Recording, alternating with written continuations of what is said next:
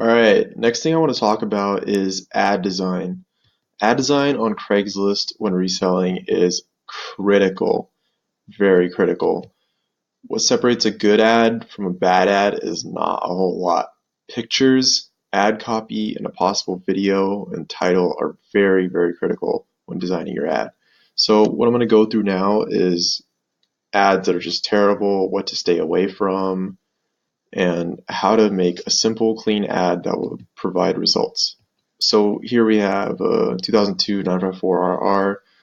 This is exactly what you should not do. Well, one of the many things that you should not do. You have this picture, it's just blurry, the lighting's terrible, there's a bunch of clutter in the background. This is just not something you want. It doesn't give the buyer any sort of emotional response. Like when I look at this, I mean, if I'm flipping this bike, yeah, I'm excited, but if I'm buying this for my personal use, which majority of people on Craigslist are doing, this isn't very enticing. All that's written is runs great, has salvage title. Okay, like that doesn't tell me much information about the bike. This is just a terrible ad. Next. This is also horrible. There's no pictures at all. Um, this is all in caps. It feels like he's yelling. I don't really know what's going on here. This is also, just don't do this. Next, let's see. This one's a little bit better. We're getting, a little bit better, but this one also has what I would say a very clear fault. This paragraph right here, as you can see, is just all jumped together. It's kind of, it's not pleasant to read this in this format where it's just all jumbled together. There's no proper spacing. There's no real format to it. But the number one thing that I would say I absolutely hate about this ad is right here. No lowballers, no scammers, no BS, and no trades. This just gives you kind of like a negative feel, but also his asking price is 6,500, and then he says no lowballers, which lowballing is, it varies from person to person. Somebody might want to offer $6,000 for this bike, and they might be like, oh, but he said no lowballers, and I feel kind of bad about throwing in this offer. Whereas 6,000 for this bike is a fantastic offer, so you don't know what the person might be thinking. And this, just don't put this in your ad. This is just terrible. Next. Next, I want to show how important pictures can be. So this bike that I'm looking for right here, CBR 600RR, it's a very well-styled bike from Honda, and it's a very aesthetically pleasing bike. So you can see, just this is like the format. People usually look at it in gallery because people are very attentive to pictures. So they'll look at it in this format of gallery, and they'll just scroll through Craigslist. And just looking through here right now, you can tell which ads, look a lot better than other ones. Like this right here. This one, not so much. Got this weird, maybe Instagram filter or something. And you can see which ones, really pop out. Like this and this look a lot better than this. So remember when you take pictures to take into consideration what's going to be aesthetically pleasing to the buyer or your prospective buyers. Same here. You can easily see which ads pop out to the eye and which ones look a lot more pleasing.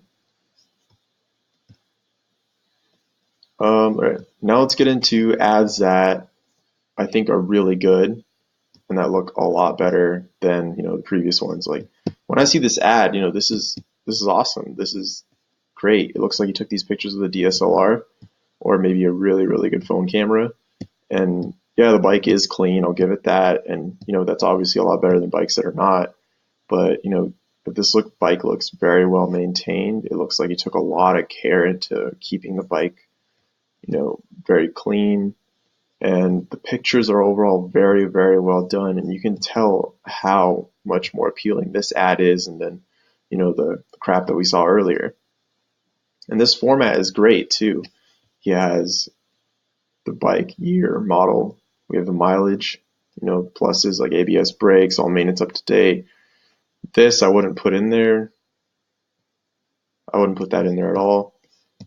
And then mods, how he has it listed, it's very easy to read. Don't put the prices in there. I wouldn't put that in there at all. And he's including some other stuff. and then price. It's great. And this, I would say, is very good. This is really good right here. You want to absolutely put related items in the keywords. Maybe put them farther down. Just write keywords above, right over here, and just list them all one by one. Don't put in random stuff. If I'm listing a CBR, I'm not going to put in, Honda Civic in here, because obviously somebody who's looking for a CBR is probably not looking for a Honda Civic at the same time. Now next, here's another good example of ad. It's not as good as the previous one, but this is also a really good ad. This picture pops really well. Pictures are, they're very, very important on Craigslist and any other resale classified site. They're super important. Like, these pictures are really good, and this is a good ad overall. And my final thing, now people don't do this very much on Craigslist, but if you put this in your ad, it will really distance yourself and you'll have so many more sales. I used to do this all the time. I still do it today. Just making a simple walk around video like this, starting it up. You can do this with basically anything. You can do this with cars. You can do this with motorcycles, possibly boats.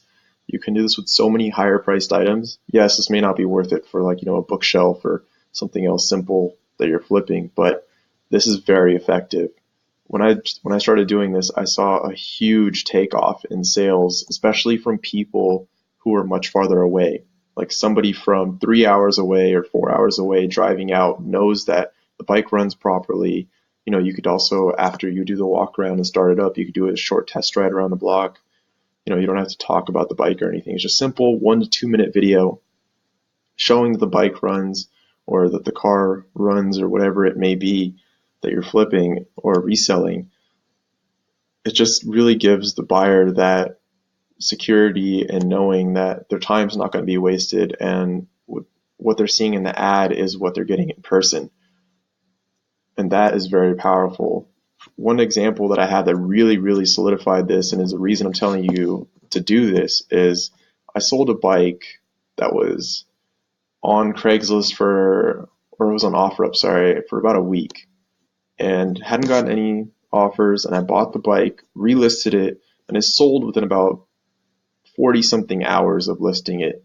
And mind you, it was cold outside, it was the winter, but how it went down, what was really solidified this video idea in my head, the person who came and bought it for me, his brother was actually out of town in Guatemala, saw the video, called his brother to go and purchase the bike, all while he was out of town. His brother drove from 3 hours away just because he saw the video, saw the great pictures, and liked the motorcycle. So that's how effective this is. You can, just based on a really good ad on Craigslist, you can get people to drive out from really far away just because they know it's a solid deal, they know what they're getting, and that this basically is not a fluke and you're not throwing any sort of curveball to them.